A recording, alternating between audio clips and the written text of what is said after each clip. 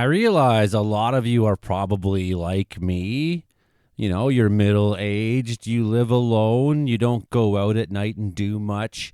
Maybe you're even more like me. Maybe you're an introvert and you've always been, artistically minded. You'd rather spend your time reading books or drawing pictures, playing on your instruments. Maybe you are a withdrawn person. And I think it's important to use the word introvert here because I feel like an article like this one I'm about to read is in some ways gaslighting introverts. This article that caught my eye, and it's called 5 Signs You Have Toxic Independence. And of course, that just comes up on my feed, and I'm like, oh, toxic independence, maybe that's me. Kind of worried because I spend so much of my time alone. I want to talk about this article here on the show for a little bit. Welcome to the Joey Only Show. Let's go. Sketched out. Big moose. Getting angrier. Now, you jump off. Here she goes. You never know what can happen. Things are going on, Here she comes. That's pretty close. So I start reading through the first few things, and I'm like, well, I guess it kind of speaks to me. And that's how some of these articles get you, by the way. It's like, well, they have this list that sounds official, the top 5 reasons, as if it's some official scientific knowledge, and it's not. It's really someone's opinion piece that they put numbers on, even though it looks nice and orderly. We love order. We see order and we think, wow, it must have meaning. Someone put it in order in numbers. And so I'm reading through this for a few minutes, and I'm like, wait a second, not even a few minutes, maybe like a minute, kind of skimming through. And I'm like, yeah, maybe, I guess so. Kind of like me, I guess, a little bit. And we do that. It's like when you read the horoscope, try to find a way that applies to your life when you read your daily thing. You're like, oh, this, you'll have success and this and that, da, da, da. And you're like, hey, that's just like this today. But if you read all the horoscope, everyone's different horoscopes, you could probably find things in each one of them that actually sounds like your day. They're written to be kind of vague like that. So anyways, that got me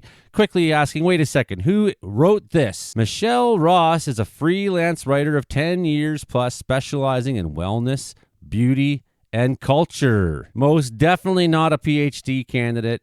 Most definitely not an expert in psychology or therapy or, any of those kinds of things. So, psychiatry, no. She's not a psychiatrist at all. This is an opinion piece by someone who specializes in wellness and beauty. Still, we'll give her a chance here in a minute. We'll give her a chance because, not everything she says is wrong. But it's like, I do have my own comeback to this. Her work has appeared in Coveteur, Editorialist, GQ, Marie Claire, Oprah, Daily, Pop Sugar, Teen, Vogue, Vice. Who is this article written to? It's clearly written not for a middle-aged redneck living up in the mountains of British Columbia, especially someone who's got his own definite ideas of myself and what I'm doing in my life, whether it's good or bad, right or wrong. Self.com, right? Self.com. So it's written for a self-help audience, and you can tell by this picture here, it's probably written, intended to be for women. It's to an audience who's either like, tell me what to think, or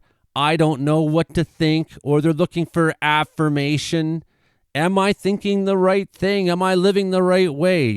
So at the core of this article, the reader who's vulnerable to this kind of article is someone who's not quite satisfied. For example, you're going through something big, but you don't speak up. You're exhausted, but you white knuckle through the day. Your friends offer help, but you brush it off. If this sounds familiar, you probably pride yourself for being self-sufficient and always tending to your own needs. Yeah, that's great. But when you make a conscious choice to remain an island, sometimes even choosing to sink rather than seeking out help, you're practicing an extreme form of self-reliance known as toxic independence. What the fuck? Toxic independence? Is it really toxic to be an introvert?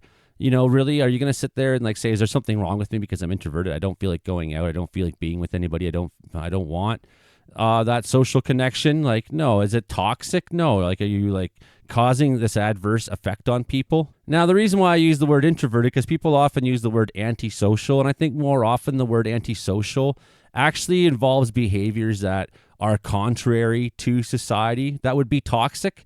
So really, you could answer this whole article by saying antisocial behavior is toxic, right? But that's not what she's talking about here. She's not talking about antisocial behavior, burning down your neighbor's house or unhealthy anger and aggression and things like that towards other people. No, instead, this is, really talking about to the introverts. Well, it's not an official classification, the Diagnostic and Statistical Manual of Mental Disorders. And despite the fact that Michelle is not a doctor, psychiatrist, psychologist, or an expert really in any kind of mental health field, just someone who writes and tries to get likes, I guess, whatever, the equivalent of for a magazine writer, saying there could be undesired effects on your mental and emotional well-being. Well, humans are social creatures. We are communal animals. It's true. You need to have some form of community. These are really basic things. Like, you're going to make a huge article out of things that are really basic. Well, now she's trying to like go into find someone who is a professional. Yasmin Saeed, a PhD clinical psychologist and founder of Madison Park Psychological Services. I have this feeling like if I researched Yasmin Saeed, I would be unsatisfied with their practice. But okay, let's just give them the benefit of the doubt here. Healthy self-sufficiency is a choice. Toxic independence is a survival strategist. Okay, it sounds all well and good. Elizabeth Winkler, a psychotherapist in Beverly Hills, California, says toxic independence begins in early childhood and is a coping mechanism for experiences like inconsistent. Now, we got traumatized, so we learned to protect ourselves, Elizabeth. Okay, asking for help felt risky, so becoming overly self-reliant felt risky. For some of us, it was actually dangerous. It was risky to ask for help. You know, that's the lesson we learned as a young person. Maybe not from my mother, but from other adults, certainly. Vulnerability came to feel unsafe and weak, leading to avoidant behaviors like not asking for help or allowing support. Toxic independence can manifest later in life as a reaction to a belief or a past hurt related to relationships. Well, fair enough, okay? As a sober person, I wasn't meeting sober people. I weren't meeting people with my value systems, my politics, my ideas, or my interested nature and you know, like I did my hobbies, my interests. I just wasn't finding anybody around here that had those things that I was attracted to. So I continue to be, and I was an only child, sure, from a single mom. Yes, and my mom's a single old bat now too. Love you, Mom. She's not toxically independent, I don't think. You know, sure, there's a hole maybe in some of our lives where that satisfaction of relationships is missing. Okay, you know, so it's okay to ask these questions and analyze these things. I'm not trying to outright mock this. And of course, this is why I read the article in the first place, because I was looking to self-analyze. But then I realized I'm looking at something that, you know, isn't scientific at all and is written, it's an opinion piece by someone who's not an expert really in anything. So you never ask for help. Well, why would you ask for help? You know, I ask for help on this channel a lot as it is. I think that's the one place in the world where I'm going to ask for help when it comes to my personal life, like getting firewood or whatever. Like I don't really need anybody's help now. So, okay, well, do I see dependence as a weakness? Well, kind of. I mean, it is, and it's also a strength. Like all things, like your greatest strength is also your greatest weakness. Is vulnerability something to be ashamed of rather than something to take pride in? Like, no, not at all. You could have the closest networks of friendships and relationships and then find yourself on a dark road at night, broken down, freezing to death with your car not starting, right? So, like, you need to be a level of independent to survive the Canadian North, man, to go out in the bush here and feel okay. You need to have that strong independence. In order for me to go climbing mountains alone, fall trees alone, to put wood in my shed, because the only thing I heat my house with is the wood stove, I have to be independent. So, okay, yeah, does that make me toxically independent? No, like, come on. The lady, do I feel isolated? Yeah, well, yeah. Sometimes, less so as time goes on, or at least I'm aware as much as I used to be that I'm isolated, but I don't care as much anymore. You can have depression and loneliness and suppressed rage and things like that. It can happen when you don't have enough social connection in your life, you know, and I don't think this internet thing is the greatest place for fostering that. Do I crave control and mistrust others? Well, I don't crave control in the way that some control people do. I mean, for my own self, yes, I crave control of my own life. Like, hey, I want to draw a picture right now. You can't. You have to do this. Well, then I don't want to be around you because I want to draw a picture right now. You know, I'm an artist, right? So do I want to do things the way I want to do them? I'm an artist. I want to decorate my house a certain way. I want to make my art a certain way. I want to play music a certain way. This is how I write my songs. Like, so yes, I want personal control, very much so. And I like having my peace in my space where no one can really tell me how to live in here, when to make a video, when not to.